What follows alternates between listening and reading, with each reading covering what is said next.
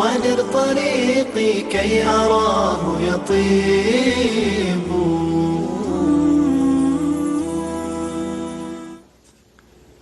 بسم الله الرحمن الرحيم.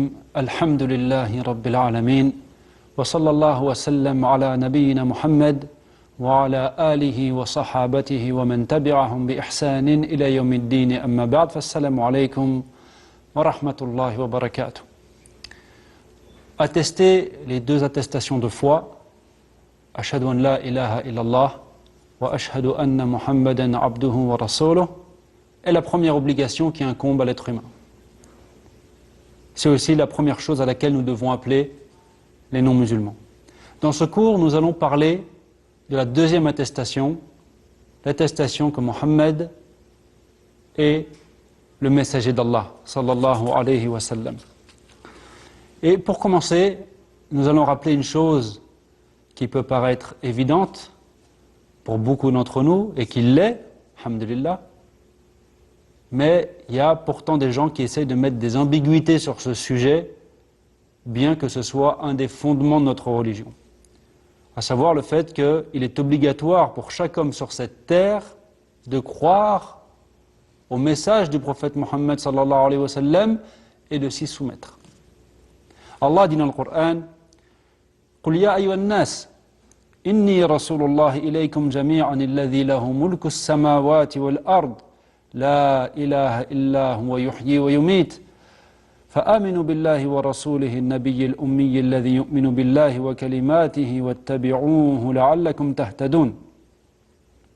Dis, ô homme, donc dis, ô messager, ô Mohammed, ô homme, je suis pour vous tous le messager d'Allah, à qui appartient la royauté des cieux et de la terre. Nul ne mérite d'être adoré sauf lui. Il donne la vie et il donne la mort. Croyez donc en Allah, en son messager, le prophète illettré qui croit en Allah et en ses paroles, et suivez-le, afin que vous soyez bien guidés. Et Allah subhanahu wa ta'ala nous dit également: وَمَنْ لَمْ يُؤْمِنْ بِاللَّهِ وَرَسُولِهِ فَإِنَّا أَعْتَدْنَا لِلْكَافِرِينَ سَعِيرًا. Et quiconque ne croit pas en Allah et en son messager, alors, pour les mécréants, nous avons préparé une fournaise ardente.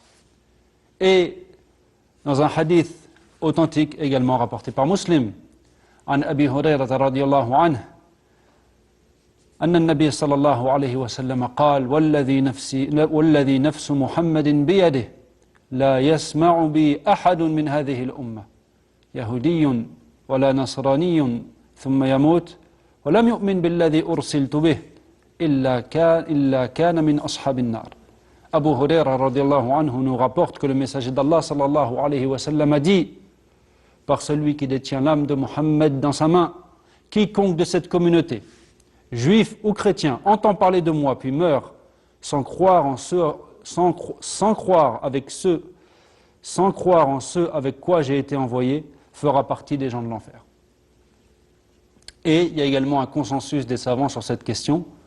On peut même dire que ce n'est pas simplement les savants, c'est tous les musulmans ont toujours été d'accord pour dire cette chose-là. Donc à notre époque, l'appel de certaines personnes qui consiste à dire, ou consiste à vouloir faire croire qu'on doit mettre les chrétiens, les juifs et les musulmans au même niveau, c'est une chose qui est fausse, c'est une croyance qui est fausse. Et nous, quand on fait ça, ou plutôt si une personne fait ça, elle se met en danger extrême, sur le plan religieux, et en plus de ça, une personne qui fait ça ne rend pas service aux juifs et aux chrétiens, en les laissant croire que tout va bien. Non, il faut leur dire qu'un messager a été envoyé, que ce messager, il a été envoyé à tous, et qu'il faut le suivre pour aller au paradis et éviter l'enfer. Je ne suis pas en train d'appeler, évidemment, à l'injustice, mais je suis en train d'appeler à être explicite. Je suis en train d'appeler à dire aux gens, disons la vérité aux non-musulmans. Présentons-leur l'islam, invitons-les à l'islam. Ne leur faisons pas croire des choses qui ne sont pas vraies. Et quant à ceux qui essaient de faire croire aux gens que les juifs, les chrétiens et les musulmans sont sur un rang d'égalité auprès d'Allah, faites attention à ces gens-là, mes frères et sœurs. Car ces gens-là ont un message essaye de véhiculer une croyance très dangereuse. Et donc ce jugement qu'on vient d'expliquer, à savoir le fait que Mohammed sallallahu alayhi wa sallam est le messager d'Allah et qu'on doit y croire, que c'est le messager d'Allah envoyé à tous, c'est un jugement auquel on doit croire obligatoirement. Et c'est le cas depuis son envoi, et ça sera comme ça jusqu'à la fin du monde. Il n'y aura pas de prophète qui viendra après lui, c'est le dernier prophète. Il n'y aura pas de livre qui va être descendu après le Coran. Le Coran est le dernier livre. Donc, depuis qu'il a été envoyé jusqu'à la fin du monde, chaque être humain sur cette terre, sans exception, devra accepter son message pour aller au paradis et éviter l'enfer. C'est une croyance qu'il faut absolument avoir. Quiconque refuse cette croyance sort de l'islam. Il faut en avoir conscience. Quiconque refuse cette croyance, quiconque remet cette croyance en cause et essaie de faire douter les gens de cette chose-là, cet acte-là est un acte de mécréance. Il faut faire très attention. Allah dit dans le Coran, ما كان محمد أبا أحد من رجالكم ولكن رسول الله وخاتم النبيين وكان الله بكل شيء عليما. Mohammed n'est le père d'aucun homme parmi vous, mais le messager d'Allah est le dernier des prophètes. Allah est omniscient. Le musulman se doit également d'aimer le prophète Mohammed sallallahu alayhi wa sallam plus que tout. Parce que aimer le prophète, ça fait partie de l'amour d'Allah. On aime Allah. Et puisqu'on aime Allah, on aime le prophète Mohammed sallallahu alayhi wa sallam. De même pour les croyants. في صحيح البخاري عن عبد الله بن هشام رضي الله عنه قال كنا مع النبي صلى الله عليه وسلم وهو آخذ بيد عمر بن الخطاب رضي الله عنه فقال له عمر يا رسول الله لأنت أحب إلي من كل شيء إلا من نفسي فقال النبي صلى الله عليه وسلم لا والذي نفسي بيده حتى أكون أحب إليك من نفسك فقال له عمر فإنه الآن والله لأنت أحب إلي من نفسي فقال النبي صلى الله عليه وسلم الآن يا عمر. Donc dans Sahih al-Bukhari, donc c'est un hadith authentique, Abdullah ibn Hisham radiyallahu anhu nous rapporte, nous étions avec le prophète Mohammed sallallahu alayhi wa sallam qui tenait la main de Omar ibn al-Khattab radiyallahu anhu. Omar radiyallahu anhu dit, ô messager d'Allah, certes je t'aime plus que toute chose sauf ma propre personne. Le prophète sallallahu alayhi wa sallam lui dit, non, par celui qui détient mon âme dans sa main, tu n'atteindras pas le degré de foi ou le degré de la foi parfaite tant que tu ne m'aimeras pas plus que ta propre personne. Omar radiyallahu anhu dit alors, certes, maintenant, par Allah, je t'aime plus que ma propre personne. Le prophète sallallahu alayhi wa sallam dit, maintenant, ô Omar, tu as atteint ce degré. Et en Anas ibn Malik radiyallahu anhu قال رسول الله صلى الله عليه وسلم ثلاث من كن فيه وجد حلاوة الإيمان أن يكون الله ورسوله أحب إليه مما سواهما وأن يحب المرء لا يحبه إلا لله وأن يكره أن يعود في الكفر بعد إذ أنقذه الله منه كما يكره أن يلقى في النار. Donc ça aussi c'est un hadith authentique où Anas ibn Malik radiyallahu anhu nous rapporte que le messager d'Allah sallallahu alayhi wa sallam a dit, celui qui possède ces trois caractéristiques goûtera la douceur de la foi. Aimer Allah et son prophète plus que tout. Aimer les gens et ne les aimer que pour Allah. Et détester de retourner à la mécréance après qu'Allah l'en ait sauvé, comme il détesterait être jeté dans le feu. Non. Donc on doit aimer le prophète Mohammed sallallahu alayhi wa sallam jusqu'à l'aimer plus que nos propres personnes. Néanmoins, il y a une chose qui est importante de comprendre. L'aimer plus que nos propres personnes ne signifie pas exagérer. Ne signifie pas exagérer. Le prophète Mohammed sallallahu alayhi wa sallam nous dit dans un hadith authentique عن عمر بن الخطاب رضي الله عنه قال سمعت النبي صلى الله عليه وسلم لا تطروني كما أطرت النصارى ابن مريم إنما أنا عبده فقولوا عبد الله ورسوله. Omar ibn al-Khattab radiallahu anhu nous dit que le prophète Mohammed sallallahu alayhi wa sallam a dit, ne m'encensez pas comme les chrétiens l'ont fait avec le fils de Marie, ça veut dire Jésus. Je ne suis qu'un serviteur, dites plutôt le serviteur d'Allah et son messager. Voilà le droit chemin de Ahl Sunnah au sujet du prophète Mohammed sallallahu alayhi wa sallam. Abdullah wa Rasuluh. Il est le messager d'Allah, donc on l'aime. Donc on l'aime plus que nous-mêmes. Mais il est Abduhu, il est le serviteur d'Allah. Donc je ne vais pas exagérer et je ne vais pas aller lui vouer des actes d'adoration. Je ne vais pas l'invoquer en dehors d'Allah. L'invocation, c'est un acte d'adoration. Et si c'est un acte d'adoration, comme tous les actes d'adoration, c'est que pour Allah. قال الله تعالى وأن المساجد لله فلا تدعوا مع الله أحدا. Les mosquées sont consacrées à Allah. N'invoquez donc personne avec Allah. Donc ça, c'est une chose qu'il faut absolument avoir en tête. Aimer le prophète Mohammed sallallahu alayhi wa sallam plus que nous-mêmes, mais ne pas exagérer. On ne va pas l'aimer jusqu'au point de lui vouer des actes d'adoration. Cette chose-là est évidemment interdite, parce que si une personne qui fait cette chose-là tombe dans le shirk. Et le shirk est le péché qu'Allah ne pardonnera pas dans l'au-delà à celui qui ne s'en sera pas repenti. Allah dit dans le Coran, Inna Allah la yaghfiru an yushraka bih. Autrement dit, dans l'au-delà, Allah ne pardonnera pas à ceux qui seront morts sans s'être repentis du shirk. Évidemment, si une personne commet du shirk ici-bas et se repent, Allah accepte son repentir. Mais une personne qui sera morte ici-bas sans s'être repentie du shirk, dans l'au-delà, Allah ne lui pardonnera pas cette chose-là. Et si c'était du shirk akbar, cette personne-là ira en enfer pour l'éternité. Donc nous l'aimons, mais nous n'exagérons pas, sans exagération.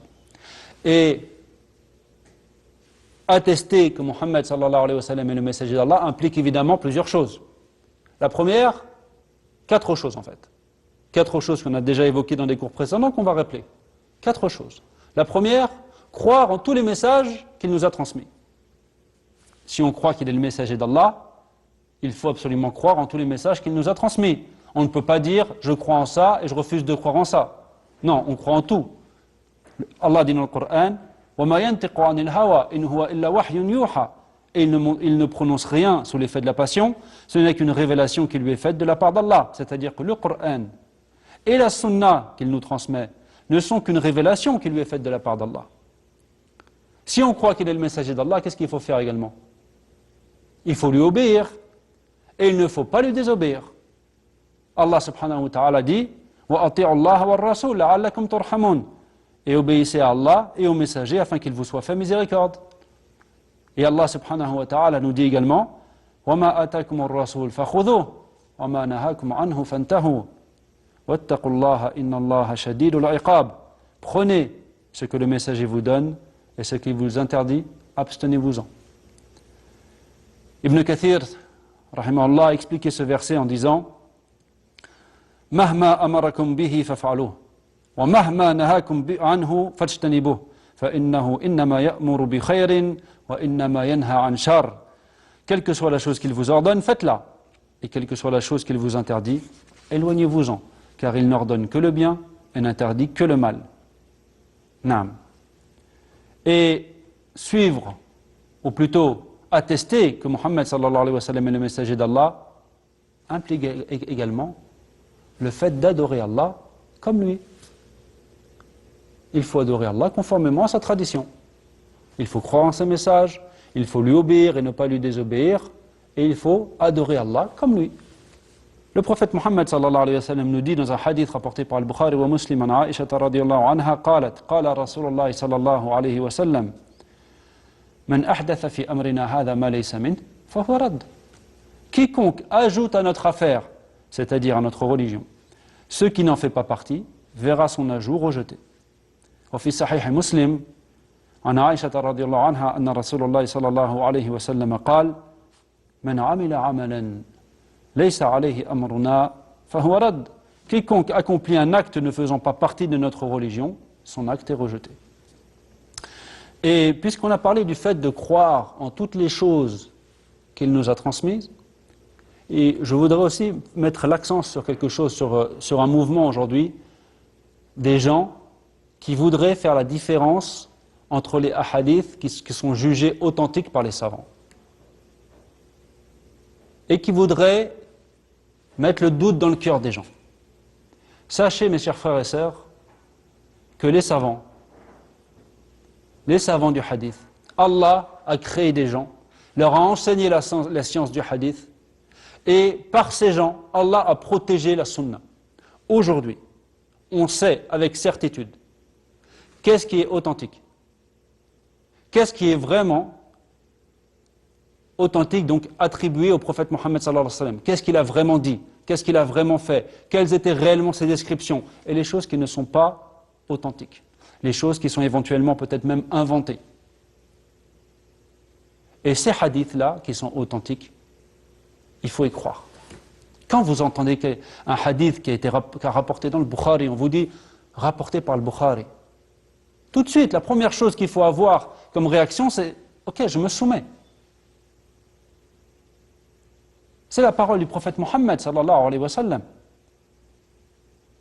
Je ne vais pas faire passer, moi, ma façon de comprendre les choses à l'ordre du prophète Mohammed sallallahu alayhi wa sallam.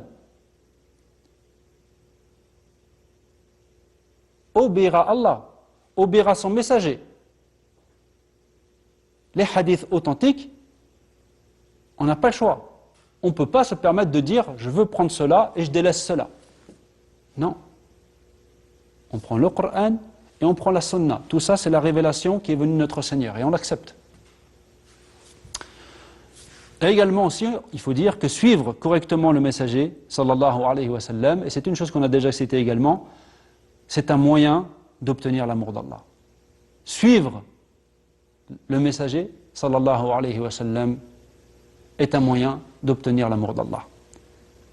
Allah subhanahu wa ta'ala nous dit « Qul in kuntum tuhibbun Allah, fattabi'uni, yuhibbukum Allah wa yaghfir lakum dhunubakum, wallahu ghafurur rahim. » Ô prophète, dis, si vous aimez vraiment Allah, suivez-moi. Allah vous aimera alors et vous pardonnera vos péchés. Allah est très pardonneur et très miséricordieux. Subhanallah. Donc attester que Muhammad sallallahu alayhi wa sallam est le messager d'Allah, c'est croire qu'il est le messager à tous les hommes. C'est croire qu'il faut l'aimer. Plus que quiconque, plus que nous-mêmes. Mais ce n'est pas pour ça qu'il faut exagérer. On l'aime plus que quiconque, plus que nous-mêmes, mais sans exagérer. On croit en tous les messages qu'il nous a transmis. Si un hadith est authentique, j'y crois. J'obéis à ses ordres, autant que je peux. Je m'éloigne de ses interdits. J'adore Allah comme lui. Voilà certaines choses qu'on peut dire sur l'attestation du prophète, l'attestation que Mohammed sallallahu alayhi wa sallam est le messager d'Allah. Et si on fait ces choses-là, et on demande à Allah qui nous facilite pour le faire, on demande à Allah qui purifie nos cœurs, qu'il nous aide, et si on le fait, c'est un moyen d'obtenir l'amour d'Allah. Et obtenir l'amour d'Allah, c'est quoi? C'est être protégé par Allah. C'est être guidé sur le droit chemin. C'est être sur le chemin du paradis. D'après Abu Huraira radiyallahu anhu, le messager d'Allah sallallahu alayhi wa sallam a dit, Allah a dit, celui qui s'en prend à un de mes alliés, je lui déclare la guerre. Parmi tous les moyens que peut employer mon serviteur pour se rapprocher de moi, ce que j'aime le plus, c'est l'accomplissement des choses que je lui ai rendues obligatoires. Et mon serviteur ne cesse de se rapprocher de moi au moyen des œuvres surérogatoires jusqu'à ce que je l'aime. Et lorsque je l'aime, je suis l'ouïe avec laquelle il entend, la vue avec laquelle il voit, la main avec laquelle il saisit et le pied par lequel il marche. S'il me demande quelque chose, je lui donne, et s'il cherche refuge auprès de moi, je lui accorde refuge. Voilà un hadith qui nous montre la récompense ou une des choses que les bien-aimés d'Allah ont dans cette vie. Ils sont protégés, ils sont guidés par Allah, leurs invocations sont exaucées. On demande à Allah qu'il nous permette d'être parmi ceux qui suivent le prophète Mohammed sallallahu alayhi wa sallam extérieurement et intérieurement comme il l'agrée. Et qu'il nous aide pour cela, qu'il pardonne nos péchés, qu'il purifie nos cœurs, qu'il nous mette sur le droit chemin et qu'il nous accorde une bonne fin. Hada wallahu a'lam wa sallallahu wa sallam ala nabina Muhammad. Wassalamu alaykum wa rahmatullahi wa barakatuh. طيب الحياة بحبنا للدعوة